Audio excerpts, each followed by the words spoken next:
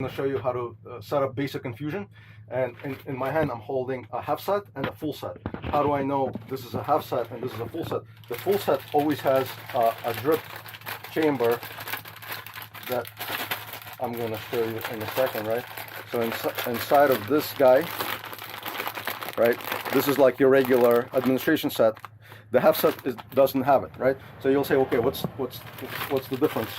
The difference is this. This is the set I'm using for the syringe infusion. This is I'm using for any bag, right? So any IV fluids or any medication.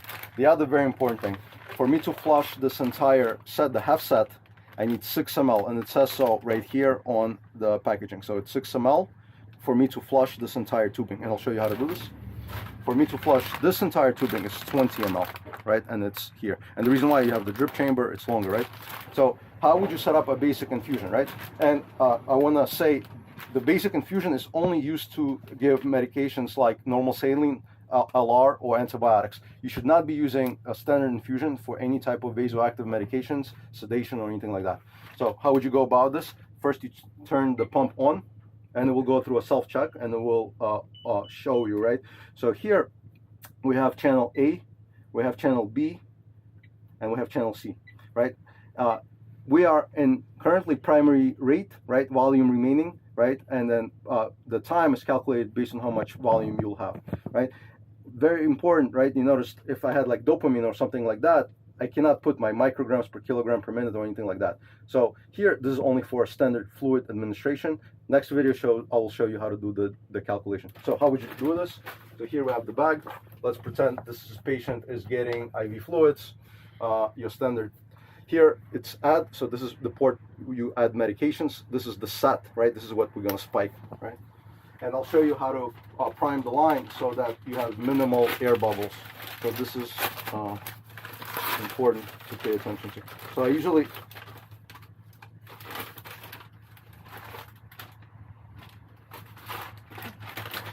take this out from the packaging, but keep the packaging on hand because we're going to use this as our, right, where we waste the fluids, right? So I have it next to me. The next thing I do is I close my, right, clamp, open this up, and I'm going to spike the bag. You're gonna fill this halfway, and then what you want to do is this cassette goes like this. This is the proper orientation. When you're flushing it, you want it to be upside down. The reason why you want it to be upside down, that's the manufacturer's recommendation, so that you are able to get all the air bubbles out, right? And so it's not going to alarm, right? So I put this in my bag. I'm going to open up my roller clamp here, and what I want to see, right? I want to see it fully flushed.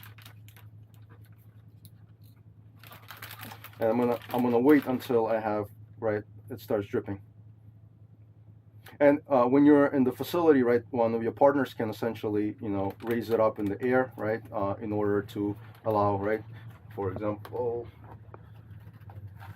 like so, right, you lift it up higher, allows you faster, right, flush. So I'm gonna leave it here for now. Right, so you see it's dripping, right? Mm-hmm. I see no air bubbles. They also recommend if you see some small air bubbles, you could flick it like so, right? At this point, I'm not closing the roller clamp. I let it flush. I'm not closing this guy. What I'm doing is I'm going to extend the cassette. This will close. Right, so now you're good. So now we arrive to the pump. We've already verified with the nurse how much we want to infuse. So let's say the nurse started a fresh 1,000 bag, and she said we're infusing this at, let's say, 200 mLs an hour. So how would you set this up? You click channel A, right? So she told you it's going to be 200 mLs an hour, so I usually click arrow up. I'm going to go fast to arrive at the appropriate rate. So 125, 150, 200. I click enter to confirm. Volume remaining, so we just got a fresh 1,000 bags, so that's what I'm going to do. So 1,000. The moment I click enter, you notice the volume, the time automatically calculated 5 hours. So at 200 mLs an hour times 5, we're going to be at 1,000 ml, so you know it's 5 hours. So I verify with the nurse this is all correct. Volume infused, we infuse nothing, so we clear this, right? So we infuse nothing, and we enter, right? So now we confirm our setup is correct. The next thing that I'm going to do, and this is very, very important so that you don't have any alarms. When you're going to come with your cassette to the pump, right? And I need you to see, right? So here, actually, let me get a pen so you can see. So this is the recess, right? That the tubing is going to go to, and this portion here that monitors the bubbles, right? Or essentially how much bubbles are contained in your cassette. So first, what I'm doing is I'm going to put the tubing in the tubing recess. Let me actually open this up. So I'm going to put the tubing in the recess first at a 45-degree angle. So this is how it's going to go. So tubing is seated first in the recess. Once I'm in here, I'm going to use my fingers to basically push this in. If you did it right, you're going to hear that beep, right? If you hear that beep, means you are in the correct spot. The next thing I'm going to do is I'm going to cleanse the site for the patient, right? Connect this IV site. I'm going to run it so you guys can see how it works. I'm going to click channel A, and I'm going to click start. How do you know it's infusing? You have green light right here, right? And if you look, right, it's dripping down, right? So I will take this off, find my IV site on the patient, cleanse the site, connect it. This is how you run your primary infusion.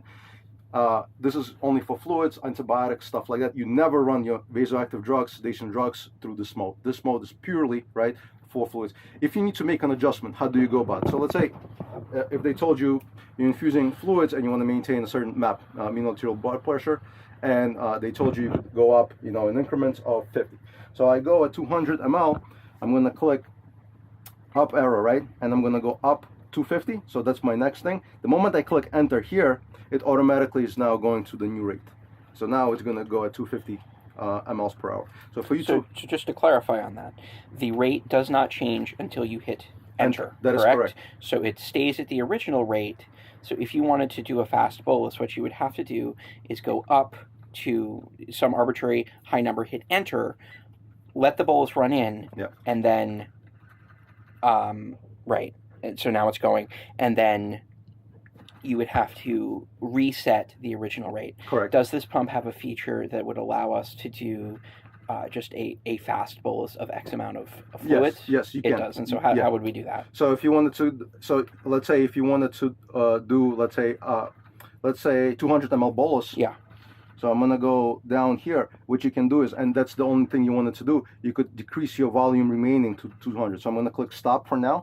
Okay. So I'm gonna come here, keep this at 500, and I'm gonna say this is at 200. Okay. So if you wanted to do a 200 bolus, right? Yeah. And it will tell you. So this, the moment I click enter, right? This is gonna go over 24 minutes. If you wanted to give it a little bit faster, I can go up here, and I'm gonna I increase my. What's the maximum that it'll set is 999, but the actual throughput's going to depend on the line you have. Yeah. So 999, 200 ml bolus, and it's going to be given over 12 minutes. All I'm going to do here is click start, and you're going to see how the pump is going to start. Is clicking start equivalent of hitting enter? That is correct. On the bottom. That is correct. Right. So you could to begin the infusion, you could either select the start-stop key or the enter key. That is correct. Okay. That is correct, right? So now we're infusing the 200 ml bolus. And it's showing you 12 minutes remaining. Okay. Right. So that's how you would do a bolus for this. Right. Okay. So this is essentially, and the other. But then it would not automatically reset to a KVO rate after the bolus is done. So you would have to come in and manually reset that KVO rate. And KVO is usually 100 mLs an hour on this pump. So the way you would do it is you'll come here. You will say after you infuse this, reduce this down to 100, and then you would adjust the volume remaining in the bag. That is correct, right? Okay. And now at 100, you will be at KVO, and you notice the pump stop doing this. Right. The other thing that is very important that I like to do on this cassette, you could write. So if this was drug, I'd write the drug. Here, this normal saline, so I'd write NS. Right. And then the other thing that is very important to do is on this distal port right here, right? This is going to the patient. I'll put a tape, right? Actually, let me find the tape, and I'll show you how to do that. So tape here. And the reason why this is very important to do is this. Let's say you want to give a push dose medication. Let's say the doctors gave you, let's say, epinephrine push dose, right? And you have other drugs. You may not know if it's compatible with that particular drug or fluid. So here I would write NS. So if I needed to give a bolus push of anything, the way you're going to do this, right? You're going to stop the infusion. So you're going to click stop, you're going to occlude the distal. You're going to pinch the distal line.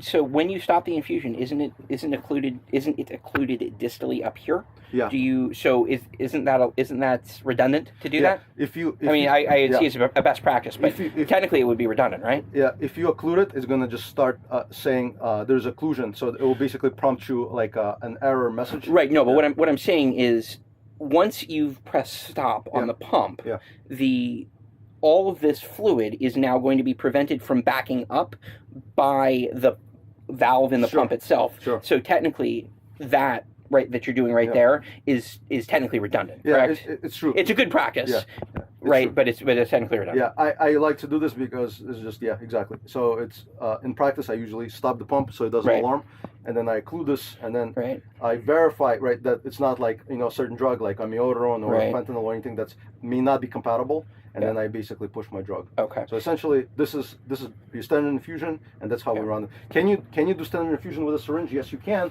But why would you want to do this if I got to give 200 mLs? I'm not going to employ the syringe. Right. Now, you chose to put your label on that line next to the infusion port for a reason, right? Because now that's right next to where you're pushing the drug. That is correct. And so you'll see it as you do it, and if there's a potential compatibility issue, it will flag itself for you, basically. That is correct. That's exactly why, right? So this was your standard infusion, and again, as we said, this is just for your fluids, maybe antibiotics. You would not run this for your vasoactive drugs, sedation drugs. The next video right after, we're going to show you how to do the calculation.